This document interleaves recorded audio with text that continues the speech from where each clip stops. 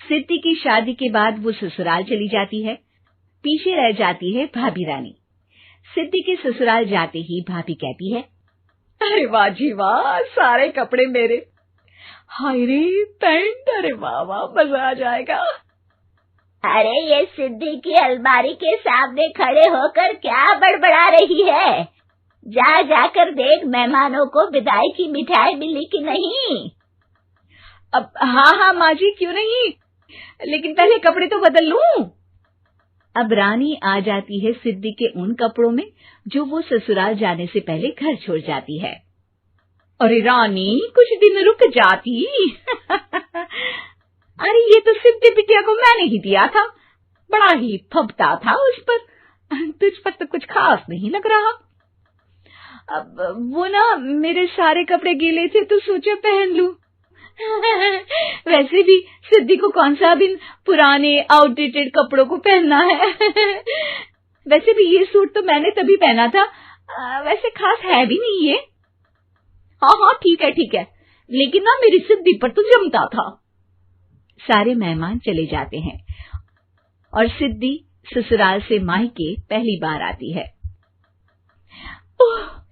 अपना घर, अपना कमरा, अपनी अलमारी। ये बोलकर जैसे ही सिद्धि अलमारी खोलती है तो सामने उसके कपड़ों की जगह कुछ और ही रखा होता है। माँ, ओ माँ, जरा कमरे में तो आना। सास और रानी वहां पहुंच जाते हैं। रानी ने पहनी होती है सिद्धि की जींस और टी शर्ट। अरे भाभी, ये क्या? ये तो मेरी बड़ी ही महंगी टी शर्ट है, इसे आपने घर में क्यों पहनी है?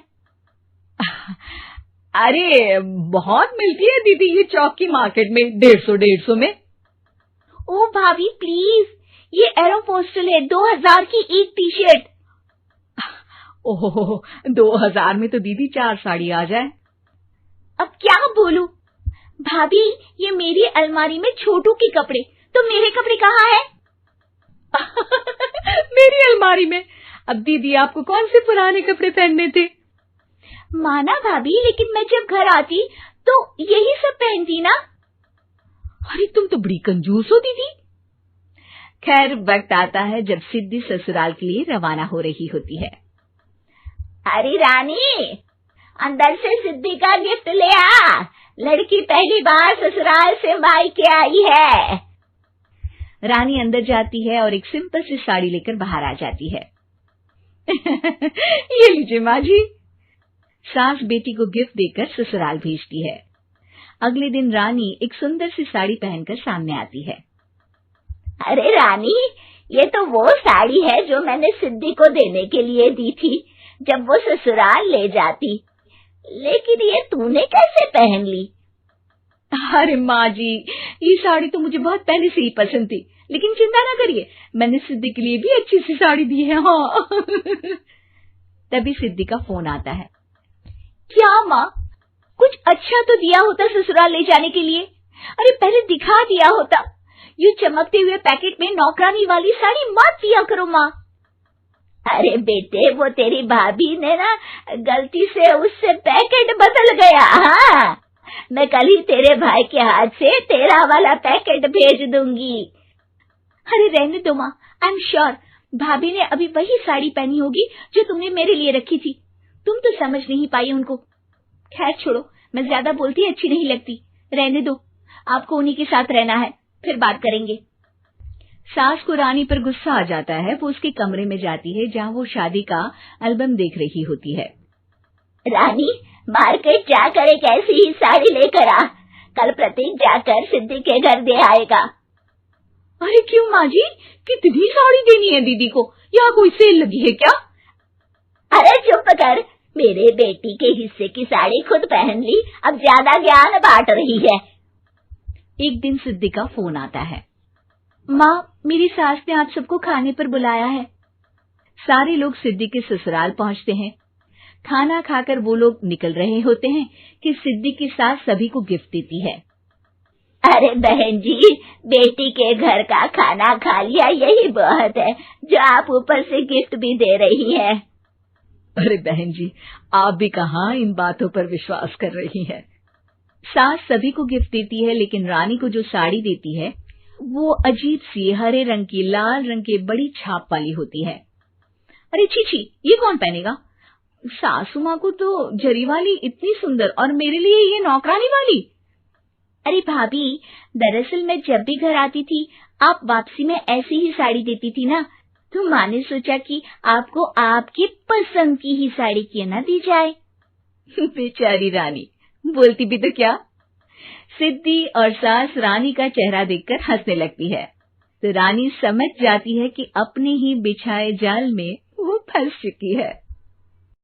कृपया हमारे चैनल को सब्सक्राइब करें और सभी अपडेट्स के लिए बेल आइकन जरूर दबाएं। और हाँ, वीडियो लाइक और शेयर करना मत भूलिएगा। Bye bye.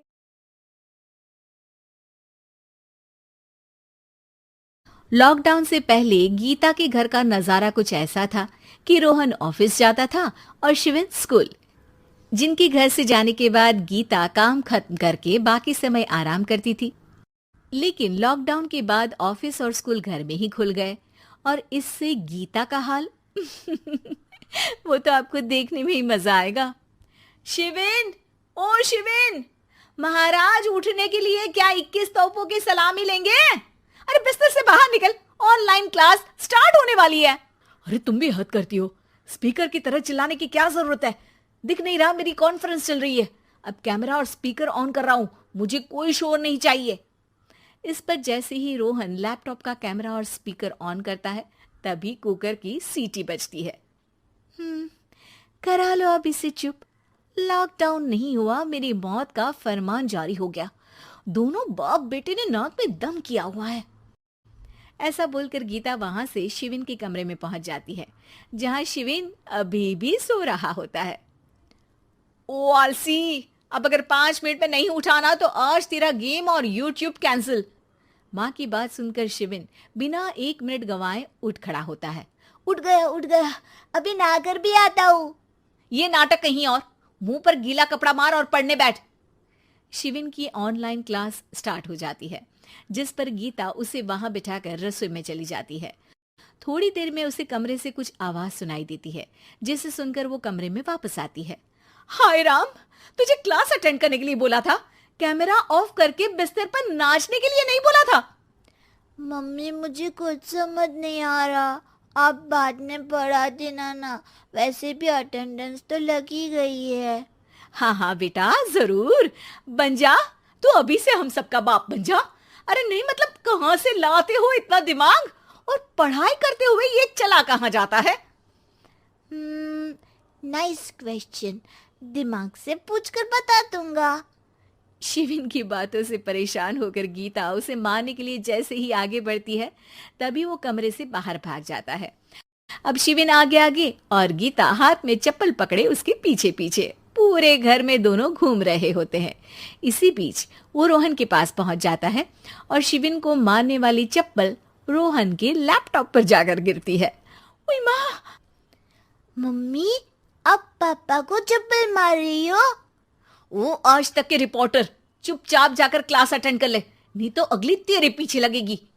इस पर शिविन वहां से चला जाता है, जिसके बाद रोहन गीता से कहता है, इस सर्कस के लिए कुछ बोलना चाहोगी? अरे क्या करूं, जब से तुम दोनों घर में रहने लगे हो, घर अपने आप ही सर्कस बन गया है, और मैं तुम्हारी नौकर, कभी बेटी को संभालो तो कभी बाप के नखरे उठाओ। इन्हीं सब उथल पुथल में दिन बीतते रहते हैं, जिसमें हर रोज घर के अंदर कुछ नया सियप्पा खड़ा मिलता है, जो ज्यादातर शिविन और रोहन की ऑनलाइन स्कूल और ऑफिस से रिलेटेड ही होता है। एक सुबह, शिविन चल उठ, आज की क्लास जल्दी है। कैमरा ऑफ करके आप अटेंड कर लो। अरे ऐसे छित्तर पड़ेंगे, दादी नानी सब एक साथ याद आ जाएंगी। गीता की लाख मशक्कतों के बाद क्लास तो खत्म हो जाती है, लेकिन उसके बाद शिविन फोन इस्तेमाल करते हुए इंस्टाग्राम रील बनाने लगता है। रसोड़े में कौन था? तुम थी, मैं थी, कौन था? कौन था? हाँ, मैं गरीब हूँ। अरे ओ गरीब के बेटे, आजा, मैं बनाती हूँ तुझे गरीब। मैं बताती हूँ रसोड़े में कौन था। पढ़ाई करने बोलो तो इनकी माँ मर जाती है, और ये पागलपंतियां जितनी मर्जी करा लो। गीता शिविन को डांट रही होती है, तभी रोहन बीच में बोल पड़ता है। अरे बच्चा ही तो है, इतना गुस्सा क्यों कर रही हो? बेटे का साथ देने की इसी एक कोशिश में अब शिविन के साथ साथ रोहन भी गीता के गुस्से की सूली पर चढ़ जाता है। अगर बेटे पर इतना ही प्यार आ रहा है तो इसे क्लास अटेंड क्यों नहीं कराते, इसका होमवर्क क्यों नहीं कराते? उस समय तो बहुत जल्दी मीटिंग आ जाती है, वो काम मैं करूं और यहाँ इस बेफिजुली की चीज में तरफदारी करके बन जाओ महान। हे भगवान, कोई तो इनके ऑफिस और स्कूल खुलवाओ, मैं इन्हें और घर में नहीं सह सकती। अरे कुछ और मांग लेती, क्योंकि तुम्हारी ये विश इस साल तो पूरी होने से रही, कोरोना। हाय, नास बेटे ने जिंदगी ही बर्बाद कर दी। खाए कोई पचाए कोई, कल मुझे चुन चुन कर सबको मेरी बद्दुआ लगेगी। उन्होंने दुनिया का और इन बाप बेटे दोनों ने मेरा जीना मुश्किल कर दिया। गीता वहां से चली जाती है, जिसके बाद रोहन शिविन से कहता है, अरे तुम्हारी मम्मी इतनी भड़की हुई क्यों है? आपकी वजह से पूरा समय घर में रहते हो और उस पर कोई काम कराने की जगह बस ऑर्डर देते रहते हो। अच्छा बेटे, सारा इल्जाम मुझ पर, पूरा दिन तो वो तुम पर ही चिल्लाती है।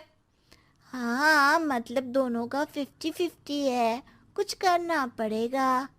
वो कहते ना, make the best out of worst. I have an idea. वैसे तुम्हारी माँ सही कहती है, बहुत जुबान चलाने लगे हो, कम बोला करो। अगली सुबह रोहन और शिविन अपनी गलती को सुधारने के लिए गीता के उठने से पहले घर का आधा काम खत्म कर देते हैं, जिसे देखकर गीता खुश हो जाती है और फिर बाकी बचा काम वो तीनों मिलकर पूरा कर लेते हैं। जिसके बाद अब वो सब मिल बांट कर हर काम में एक दूसरे की मदद करते हुए लॉकडाउन का मजा लेने लगते हैं। कि आपको हमारी ये कहानी पसंद आई होगी। कृपया हमारे चैनल को सब्सक्राइब करें और सभी अपडेट्स के लिए बेल आइकन जरूर दबाएं। और हाँ,